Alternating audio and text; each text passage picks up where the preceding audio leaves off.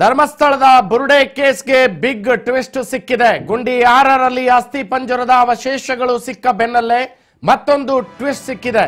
ಗುಂಡಿ 1ರಲ್ಲಿ ಸಿಕ್ಕಿದ್ದ PAN card ರಹಸ್ಯವು ಬಯಲಾಗಿದೆ. ಪ್ಯಾನ್ ಕಾರ್ಡ್ ರಹಸ್ಯ ಕೂಡ ಬಯಲು.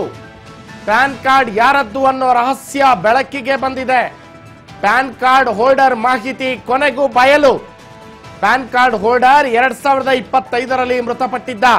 ಮಾರ್ಚ್ 2025ರಲ್ಲಿ ಜಾಂಡೀಸ್ನಿಂದ ವ್ಯಕ್ತಿ ಮೃತಪಟ್ಟಿದ್ದ. ಮೃತಪಟ್ಟ ವ್ಯಕ್ತಿಯ ಕುಟುಂಬದವರನ್ನ ಸಂಪರ್ಕಿಸಿದ ಎಸ್ಐಟಿ.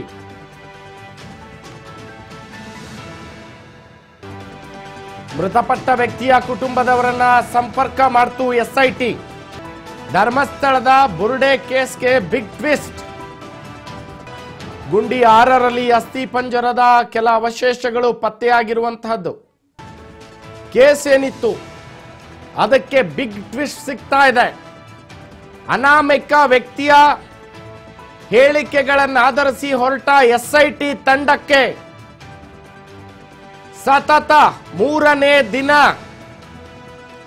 ಏನು ಎಸ್ಐಟಿ ತಂಡ ಶೋಧ ಕಾರ್ಯವನ್ನ ಕೈಗೊಂಡಿತ್ತು.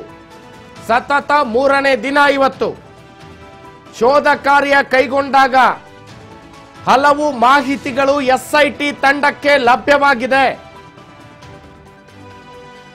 ಗುಂಡಿ ನಂಬರ್ 6 13 ನಂಬರ್ಗಳನ್ನ ಗುರುತಿಸಲಾಗಿತ್ತು. 13 ಜಾಗಗಳನ್ನ ಗುರುತಿಸಲಾಗಿತ್ತು.